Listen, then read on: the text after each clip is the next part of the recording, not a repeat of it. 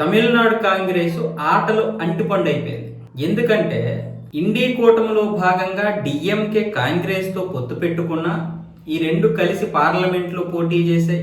మొన్న బీహార్లో కూడా తమిళనాడు సీఎం స్టాలిన్ వచ్చి ప్రచారం కూడా చేశాడు. కానీ బీహార్ ఎన్నికల ఫలితాలు చూస్తే ఎందుకు వెళ్ళి నా పరువు నేను పోగొట్టుకున్నానా అనుకుంటున్నాడు స్టాలిన్.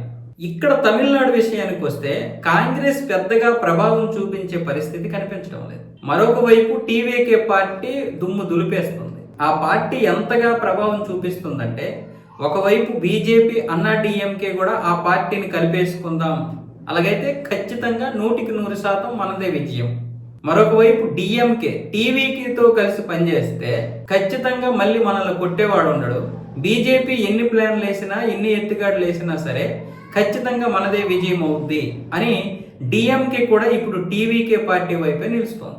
ఈ పరిస్థితుల్లో టీవీకే ఏం చేస్తుంది, కాంగ్రెస్ ని రమ్మని చెప్తోంది. మీరు మాతో వస్తే మేము మీతో కలిసి పనిచేస్తాం, మీరు మాతో వస్తే మీరు కలిసి పనిచేయొచ్చు, ఓటు బ్యాంకు సీలిపోకుండా ఉంటుంది, తద్వారా బీజేపీ అన్న డిఎంకి అలాగే డిఎంకే పార్టీకి ఒకేసారి దెబ్బ కొట్టవచ్చు, మనం ఎవరితో కూడా పొత్తు పెట్టుకోవాల్సిన అవసరం ఉండదు అని చెప్తోంది. కానీ ఇక్కడ కాంగ్రెస్ నేతలు రావడానికి ఇష్టపడడం లేదు టీవీకేలోకి.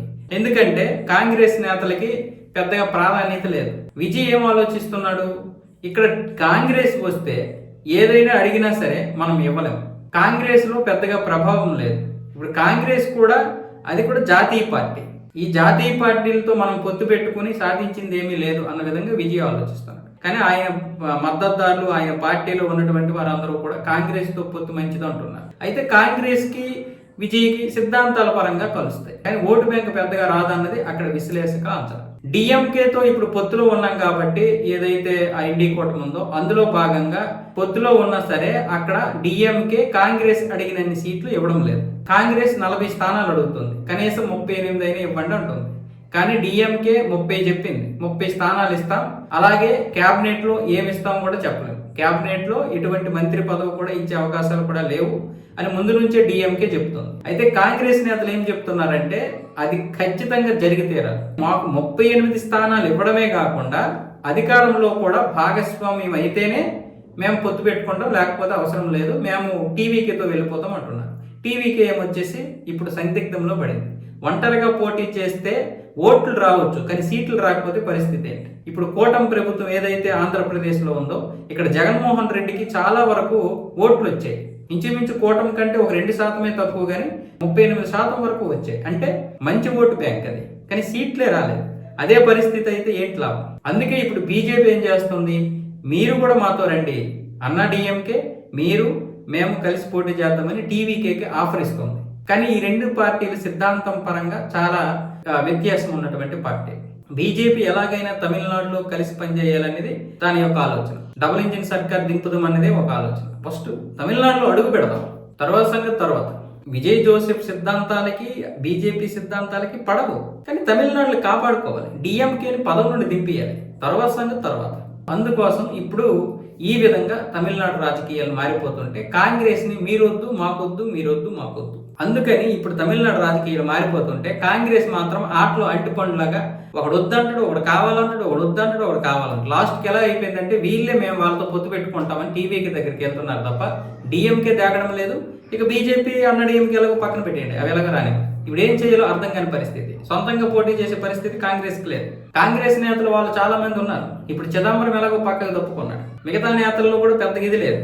ఏదైనా సరే పొత్తు పెట్టుకుంటేనే వాళ్ళకి ఓట్లు వస్తాయి. సొంతంగా కనుక వెళ్తే అది ఇంకా మంచిది, బీజేపీకి అన్న డిఎంకి ఇంకా మంచిది, ఓట్లు ఎంతో కొంత చీలుతాయి. దానివల్ల డిఎంకే బలహీనపడుతుంది, టీవీకే కూడా బలహీనపడుతుంది. ఒకవేళ సొంతంగా వాళ్ళందరూ పోటీ చేసుకుని కాంగ్రెస్ కూడా సపరేట్గా పోటీ చేస్తే కాంగ్రెస్కి అంత సీన్ కూడా లేదు. ఏం చేయాలో అర్థం కాలేదు. ఒకవైపు ఏమొచ్చేసి రాహుల్ గాంధీ కూడా పెద్దగా ఇందులో తలదూర్చడం లేదు. రాహుల్ గాంధీ బీహార్ ఎన్నికలతోటే సగం చనిపోయాడు, అంటే మానసికంగా చాలా వరకు డల్ అయిపోయాడు. ఆ బీహార్ ఎన్నికలు చూసి కూడా ఇప్పుడు ఇంకా మీరు ఇన్ని సీట్లు అడుగుతున్నారా అన్న విధంగా స్టాలిన్ అసలు ముఖం కూడా చూడట్లేదు కాంగ్రెస్ నేతలది.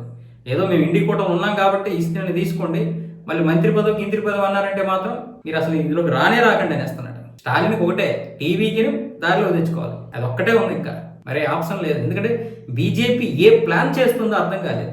వీళ్ళు అంటున్నారు బీహార్లో అంత దారుణంగా ఓడిపోవడానికి కారణం ఏదో ఈవీఎంలు అవేమేమి. అదే ఈవీఎంలు ఏదైతే నేను తమిళనాడులో ఎప్పుడు ఓడిపోవాలి కదా, అప్పుడు తెలంగాణలో మీరు ఓడిపోవాలి కదా, కర్ణాటకలో మీరు ఓడిపోవాలి కదా, కేరళలో బీజేపీ రావాలి కదా, జమ్మూ కాశ్మీర్లో బీజేపీ రావాలి కదా, పశ్చిమ బెంగాల్లో బీజేపీ రావాలి కదా, జార్ఖండ్లో బీజేపీ రావాలి కదా అనేది స్టాలిన్ యొక్క అనాలిసిస్. మిగతా రాష్ట్రాలన్నింటిలో ఎందుకు బీజేపీ లేదు? ఇది కూడా అక్కడ ఎలక్షన్లు జరిగాయి కదా, ఈవీఎంల ద్వారా జరిగాయి కదా.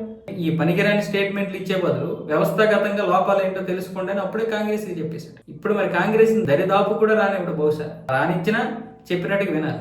అది చెప్పినట్టుగా వినే పరిస్థితి అక్కడ లేదు. మళ్ళీ సేమ్ మొదటి కథ. ఇప్పుడు కాంగ్రెస్ మళ్ళీ బీజేపీకి ఎంతో కొంత అక్కడ బలం చేకూర్చే అవకాశాలు అయితే స్పష్టంగా ఉన్నాయి. ఎందుకంటే అది ఎవరితోటి కలదు, ఒంటరిగా పోటీ చేయలేదు. ఇప్పుడు ఏదో ఒక పెంట పెడుతుంది, లేదు కలిస్తే ఆత్మాభిమానాన్ని చంపుకొని కలవాలి. ఓకే, డిఎంకేతో పోటీ చేస్తాం, ఆ 30 స్థానాలు ఏవో మాకు ఇవ్వండి అని, అంతే. ఆటలో అంటిపండు ఒక్క తమిళనాడులోనే కాదు, రేపు పశ్చిమ బెంగాల్ పరిస్థితి ఎంతకంటే దారుణంగా ఉంటుంది చూడాలి.